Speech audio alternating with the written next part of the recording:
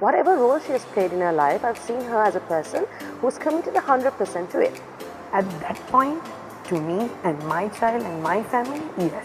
One of the biggest things I personally struggled with is financial independence. Why is it that the woman has to be the one making the sacrifice? There were times that I felt like, oh my God, am I singing the same nursery rhyme for the 100th time this day? You are unable to take the right decisions at the right time, which is suitable for your family.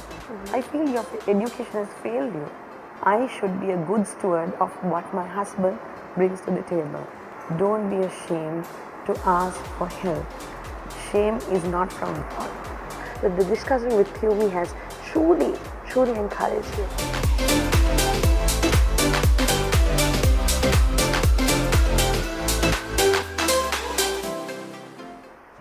Blessed day to you all. Welcome to another segment of Trends and Truth. Today with me is a wonderful, faithful woman of God who has dedicated her life to glorifying the Father through every aspect of her life.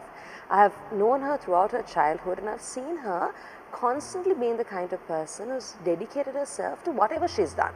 She's given 100% maybe to education, marriage, parenting, whatever role she has played in her life. I've seen her as a person who's committed 100% to it. And through this journey, she's experienced many different stages of her life. And today she's here with us to share her story, her experience, what the Lord has taught her through all of this and help each of us grow and glorify God through it all. Let me welcome Pyumi to the segment. Hi Pyumi, welcome. Hi, thank you for having me. It's such a pleasure and an honor. Today I thought it'll be amazing if you start opening up and telling us a little bit more about your fantastic story. And I know for a fact that your life has taken very unexpected turns and you've made big decisions that I think none of us would have expected you to make. Yet today you are sitting here, you are happy and you're glorifying the Father for all of it. So we'd like to know a little bit about your background to begin with and what you'd like to tell us about today. Thank you once again. So, if I tell a bit about myself, I was raised in a family, a secure family, where I was focused on going on accomplishment basis. So, I was raised by a very good set of parents. I had my grandparents, and both my parents were working. And my father particularly pushed us to be academic and eventually groomed us to do our best in whatever we were involved in. So all my life, I thought I'd do my studies well. I'd probably do my higher studies and then get into the corporate world. So life went on, and it was nothing unusual in my family because I come from a family where women worked. They were career women. My grandmother was a teacher and my grandfather was extremely supportive of that.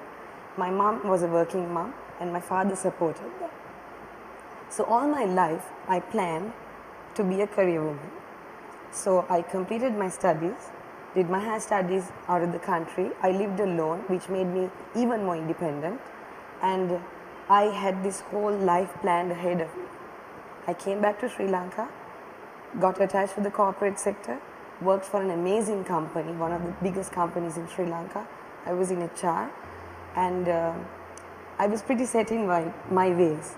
So at an unexpected time, I met my current husband and we courted for a while and we decided to get married.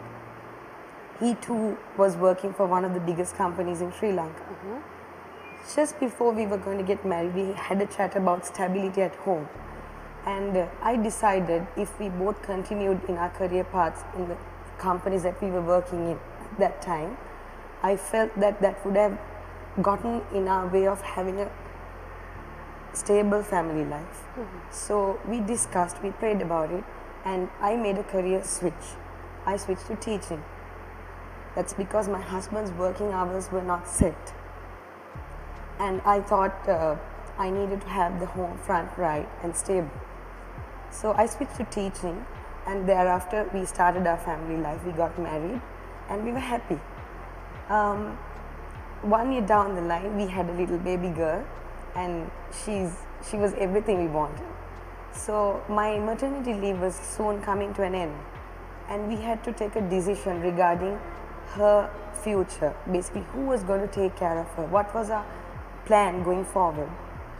So while we were having this chat, I realized I was not ready to give up on the role of taking care of my baby.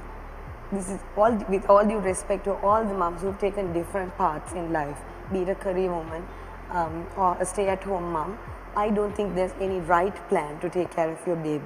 But me as a person at that time, I felt that I needed to be there for my baby. So we had a chat and we decided that I would quit. I would give up my job. So this was towards the end of my maternity leave, and see, I might have thought that I would have made this decision at some point, but until I hit that moment, I didn't realize I had to take that decision. So I remember having a chat with my husband. I drafted my resignation letter and I drove to my workplace, which was a school, and I had to hand in my letter of resignation. And I remember handing it in and coming back to my vehicle, driving home all the way back, crying. I just cried all the way home driving, thinking, Lord, my worth is no more. That's exactly what ran through my mind. And immediately I heard God's still small voice tell me, your worth does not come from your job. And I cannot tell you how I felt. I felt like a huge weight had been lifted off me. And I felt like God also corrected me in the way I looked at people in that very moment. Because I thought majority of my worth came from my job. At least I had thought like that for the longest time. And the Lord corrected me. And I came back relieved. I came back home and I settled down. So that was the moment I made a decision that I thought I never would. If I ask you this, was this decision necessary? At that point, to me and my child and my family, yes. Because I felt that was the best option for us at that time. Financially, we were all right. And that gave me the comfort to take that decision at that time. And in the Bible it says, love protects, love trusts, love hopes, and love perseveres. At that moment in time, I chose to trust in the Lord, trust my husband, hope in the Lord, and hope upon my husband that financially we would be okay. I would have been more than happy to support my husband financially. But then I realized at that moment, for my family, for my husband, that decision gave him comfort, knowing that his child, my child, our child was okay at home with me while he concentrated on his job. And his job demanded a lot of his attention.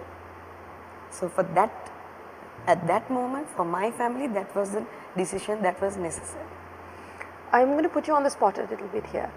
There might be a viewer watching today who would wonder, why is it that the woman has to be the one making the sacrifice? Why is it the woman who has to, and you said you always studied hard. I know that you've achieved many things throughout your academic career. And through all of that, you were the one who had to make this decision to take a step behind and let him accomplish his dream, and you play the role of taking care of your children. If there's a viewer watching today who is wondering why you made that choice, would you like to tell us why? Yeah. So I personally wouldn't see it as the woman having to make the sacrifice, at least for me, my story. Because how I felt is that all my life I had a relatively secure upbringing. Things were provided for me, and I'm eternally grateful for my father who gave me an education over wealth. And I feel education is something, it's not a jewel, it's not a piece of jewel to wear, you know, and it never goes to waste. And I had that opportunity. Whereas if I may share with you, my husband came from a dysfunctional home, and the Lord was his strength. He brought him through. And my husband as a child did not have the secure setup that I had as a child. And he did not have the opportunities to kind of pursue his higher studies at the time that I had my opportunity. And I felt it's only fair that he would have his chance. And I remember that the Lord laid his life down, and it was sacrificial love. And on my part, I felt at that time it was my turn to show that. Because truth be told, husbands make a lot of sacrifices. We may not see them, they may not speak about those things, but it was my turn at that time, and I felt it was right that he got his opportunity to pursue his higher studies, because I had the assurance from the Lord that things were never going to go to waste. Nothing that I studied has gone to waste. I support my husband in everything that he does, be it secretarial work to do with his work, or simple things like drafting a letter, taking decisions, planning our future, supporting my children in their education. Absolutely nothing has gone to waste. I'm supporting my husband through his small business right now, and I feel that everything that I've learned has come to play. And education means you're able to think. That's how I feel. And if you are unable to take the right decisions at the right time, which is suitable for your family, I feel your education has failed you, you know. So at that time, I felt that was necessary for my family. So my husband took the opportunity. He studied. He's still pursuing. He just completed his final exams of his LLB, and I'm happy to say that I was able to support through it. Which also brings me to the point that if someone's wondering, were there never any failures? There were definitely moments that I regretted my decision. You know, I just felt like, did I take the right decision? Did I do the right thing? Especially during a period like the COVID period, I felt like, what if I was able to support my husband financially? But the Lord reminded me that He's the provider, right? And the fact that I took a step back and I'm holding the fort at home has enabled my husband to focus his energy on what he needs to. There were times that he has disappointed me. There were times that I may have disappointed him. I may have not kept to my word. Things were definitely not rosy. So that's how it has been throughout. It's work in progress actually. There's no end to the decisions that you've taken. You keep changing your decisions, but at that time I felt that that was the right thing. I'm sure along the way there would have been multiple challenges you would have faced. Yes. Can you tell us a little bit about that? So first off, I think there are people around us. I would like to think that's out of genuine, interest in us, that they would say, "Did you put your education to waste?" And immediately it can bring you down. And there are times people have said, there is no way that you're going to get your child into a good school without being attached to a good company, because both companies I worked for were amazing. They are good workplaces. And there were times that people said, you might not be able to get much done to do with your child's education, or being a good companion to your husband in terms of sharing thoughts and basically your companionship if you give up your job. Those were harsh. It was difficult to take. And one of the biggest things I personally struggled with is financial independence. Because as I said, I grew up in a family where my mom had her income, my grandma had her income, and I was surrounded by women who were financially independent. So there were times that I'm being honest, there were times that I thought, okay, should a woman have financial independence? I would say yes to that answer, but it was a learning point for me personally, because all my life, until I came to know the Lord, I used to think His money, my money. So for me, I believe I went through this, or I am going through this initially very much, that I had to change my heart condition. My heart had to be put right as to not to think that it's his money, my money, it's our money, and I should be a good steward of what my husband brings to the table. Stewardship, especially financial stewardship, is very important, and I think I learned a lot. And talking to you right now as an unemployed person, a stay-at-home mom, I have begun to see my worth in many different ways. The Lord has stretched time for me, and I'm able to serve His kingdom in the way I can. But 3 months down the line, 3 years down the line, you might find me again as an employed person. But this is my story. I just want to share this to encourage people who are contemplating on taking a decision like the decision I made few years back, or people who have already taken this decision and wondering, did I take the right decision? Because doubt is not from the Lord. I just want to really encourage people to not regret their decision. You have been put through a season, and the word says there is a season for every purpose under heaven. And this is a season in your life, this is not the end. And you wouldn't believe it when you're going through a rough patch, no matter how much people tell you this is not the end, this is just a temporary season in life. You might not believe it, but I just want to encourage everyone who's watching, who are going through a similar situation, don't be discouraged. That's the main thing I wanted to share. I just want to push a little bit more. You see, I'm sure there have, as much as joy and happiness that you found through this choice that you made, there have been moments of frustration, I'm sure. And in moments like that, how did God fit in the equation? So, apart from the frustration of not financially being independent, there were times that I felt like, oh my God, am I singing the same nursery rhyme for the 100th time this day? If you're used to adult company, if you're used to being a part of a workplace and being a part of basically a adult group of people, and suddenly overnight switching to something that you've never done in your life, it's your child for sure, but this is something you didn't plan to do. Singing nursery rhymes the whole day, playing and throwing a ball, it was definitely challenging. And one of the biggest things for me was having a support circle. Reach out, don't be ashamed to ask for help. Shame is not from God, and shame is this unnecessary fear that stops us from asking for help. I am blessed with a mom who's godly and a sister, and I have cousins, I have friends who are very supportive and who speak to me and encourage me even if they have not heard from me. For days they might call me, but I also have been through days where nobody had called me. No one's fault, but people have their own things to do. But go to the Lord.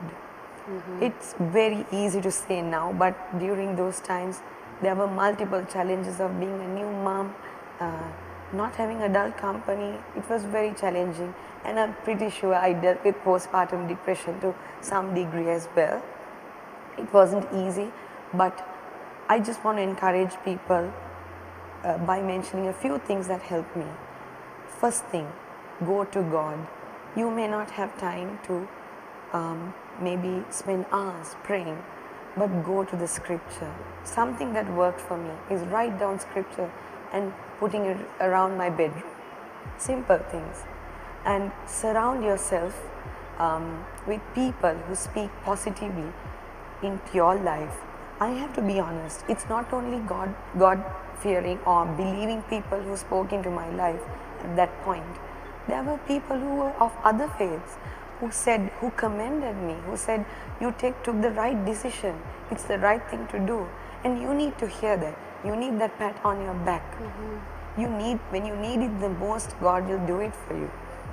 And I'm immensely grateful, and I'm thankful for all the people, every single person, my colleagues, my friends, everyone who spoke positively, and for remarks that you viewed as negative at that point, which may not necessarily have been negative from that person's point of view.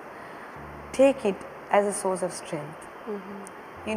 Some things happen in our life and some things are told to us, so we may not say that thing to someone else. Take it in that spirit. I believe the Lord's hand is upon everyone who's going through a difficult time, but they want the Lord in their lives. And I'm blessed with a lot of friends, believing or non-believing, doesn't matter. They're very supportive, and surround yourself with that circle. Go to God, and most importantly, make your spouse a part of it. The good thing about, I would say, a person who knows where your values come from people or being married to a person who has similar values is that that person knows why you took that decision at that time. It's not because you're helpless. It's not because you don't have a choice. I could have continued in my decision to be a career woman and probably opted for something else for my child. But a person who shares similar values with us will understand why we took that decision. It's easy for that person to help us through this journey. I remember, like I shared before, my husband didn't come from a background that was similar to mine. Having a family life altogether the way we wanted to have was a new learning journey for him. But I remember there were so many people at work who educated him about new moms, postpartum depression. There were friends from church, there were friends from different circles he was attached to who had educated him about how to help a new mom, a new wife through certain challenges. So there were times he would call me from work and ask if I'm okay, because I was a new mom and he knew I was not okay at times dealing with new mom challenges. So looking back, I may not have appreciated some of the things that happened, but don't get me wrong, we didn't have it perfect. There were times that we disagreed, there were times that we fought, there were times that we didn't see eye to eye on certain matters, but end of the day, you don't let the sun go down in anger, you know, and it's very important that you have a support circle around you. Amen. Thank you so much for that amazing honesty that you shared every bit of your life with us and what you've been through. I'm sure if there's a viewer today watching who's been going through something difficult in their life, that today's discussion has encouraged you. And even though what the Lord may expect of you in this season may not be easy and may be challenging for you, remember that God always has a purpose and God will always make sure that the very best comes out for you. Your story is not over yet. There's many more blessings to come, and I hope that the discussion with Pumi has truly encouraged you. In closing, is there anything you'd like to share with our viewers and just to encourage them? I just want to tell anyone who's watching, who's discouraged or probably contemplating on taking these decisions, be strong and courageous. People disappoint you, but the Lord doesn't. Hold on and surround yourself with a supportive circle and don't give up. If the Lord has placed this decision in your life, have peace about it and go ahead. This is a season in your life and seasons change. Thank you so much. May we all be encouraged to swim upstream to glorify God in every way that He has asked us to. And through it all, may we find the joy of the Lord. Have a blessed and wonderful week. God bless you all.